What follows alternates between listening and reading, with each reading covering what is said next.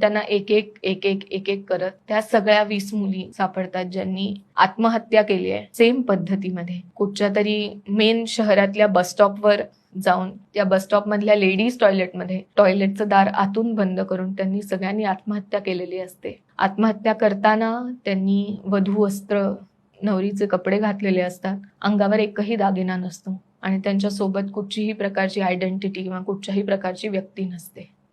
बापरे, हे केवढं फिशी आहे. म्हणजे एक एक करून त्या मुली गायब होतात. त्या काही महिन्यांनंतर त्या गेल्या आहेत असं कळतात आणि त्या पण कुठल्या तरी भलत्याच ठिकाणी, आणि त्यांनी काहीतरी नवरीचे कपडे घातलेले आहेत, अंगावर काही दागिने नाही.